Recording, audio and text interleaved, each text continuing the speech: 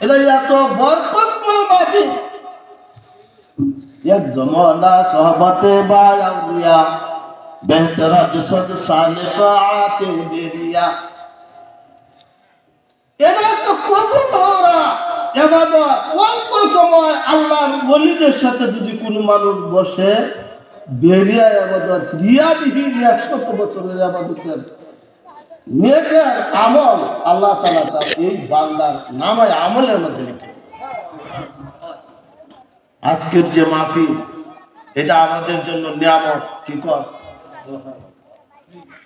আমরা আছি দুনিয়ার জমিনে, কাল বসে থাকবো না, কিছুক্ষণ করে থাকবো না।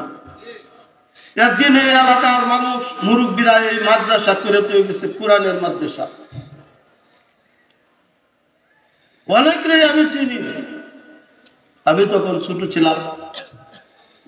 এই এলাকায় আমার দুজন উস্তাদ আছে, একজন হইল হযরত মাওলানা শাহেদ আলী সাহেব রহমাতুল্লাহ আলাইহি, আর একজন হইল হযরত মাওলানা রমজান আলী সাহেব রহমাতুল্লাহ আলাইহি। মুরব্বীরা ছিলেন, ওনারা ওই মাদ্রাসা পড়াইছেন, এই মাদ্রাসা পড়ার জন্য চেষ্টা করতেন।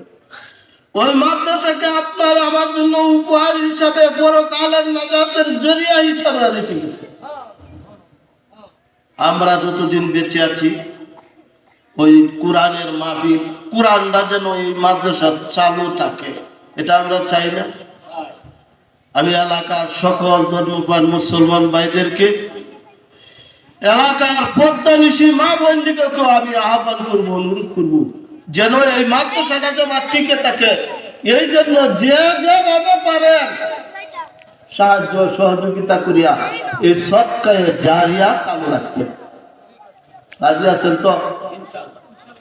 কোরআন যার অন্তরের মধ্যে নাই, এর অন্তরের ভিতরে শয়তানের বাসা। কের বাসা?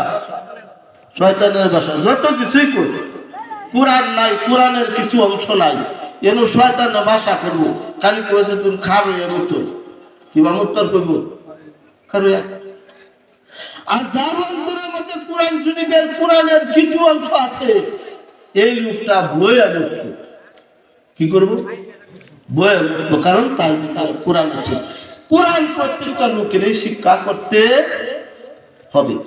এই জন্য আজকে কোরআনের মাহফিল, হাদিসের মাহফিল, আল্লাহর ওলিরা এই মাহফিলে উপস্থিত হবে। বাইরে আমার নেককার মানুষের চেহারার দিকে আরেকজন মানুষ যদি নেক নজরে মুহাব্বতের সাথে হুজুরের চেহারার দিকে যদি কেউ তাকায়, সগীরা গুনাহগুলি জোরে জোরে ভরে যায়। আর কোরআন শরীফের আয়াতটা যে সময় হুজুর সবার মধ্যে তেলাওয়াত করব, আর তার তর্জমা, তার ব্যাখ্যা বিশ্লেষণ যখন দিবে, যে অন্তরটা গুনাহ করতে করতে নষ্ট হয়ে গেছে, এই অন্তরটা জীবিত হয়ে যাবে। জাদ্দিদু ঈমানা, আজ হলো ঈমান বাড়ানোর মাহফিল। আর মা বাবার জন্য কিছু দোয়া মনে চায় না? মা বাবার লোকে একটু দোয়া করবার মনে চায় না?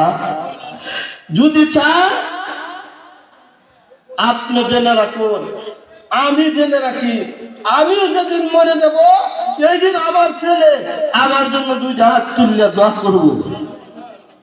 আমার মা আমার করতো। আমরা বায়াতের মধ্যে কিন্তু আমি মাদ্রাসা লাইনে লেখাপড়া, ওই মা আমারে কাপড়ের আঞ্চলের নিচে রাখতে করতো। আমি আমার বাবার ব্যবহারাইতেছি, আল্লাহ তুমি তারা আলেম বানায়ো। ছেলেরা আমার জন্য যদি একদিন দোয়া করে, আমার নামাজের জানাজা পড়া, এটাই আমার সফল। প্রত্যেকে তার সন্তানের জন্য কিন্তু খাদ্য নিজে না খাওয়া, নিজে না মরিয়া ফরায় না মরা না। আজকে একটা দিন অত্যন্ত পরকালে যারা দুনিয়ার জমিন ছেড়ে কবরের জমিনে যারা সাহিত্য হয়ে গেছে, চলে গেছে, আরো তারা কি চা? একটু দোয়া চা।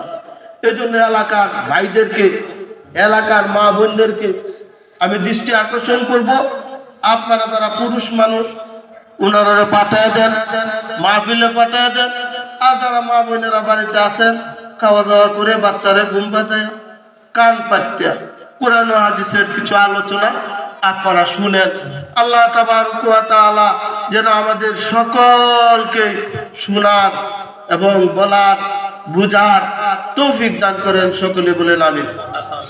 আমার সময় শেষ, আমি অসুস্থ, খুবই অসুস্থ। আজকেও আমি প্রাইভেট ডাক্তার দেখায় আইছি, ডাক্তার কিছু কথা বলতে পারবেন, আমার কানের সমস্যা মারাত্মক। এরপরেও আমার আর একটা সভা আছে সিংহেশ্বর বাজার, এখানে আমার বিশ্বাস হুজুর আসার কথা, এখানে সবার আমি সভাপতি। হুজুর আসতেছেন, এখানে আমার হাজিরা দিতে হবে। আমি আপনাদের কাছে, সকলের কাছে বিদায় নিতেছি। আপনাদের সাথে আমি থাকতে পারলাম না সকল সময়, এই জন্য দুঃখিত। আমার অসুস্থতার জন্য দোয়া চাই, আপনাদের জন্য দোয়া করি।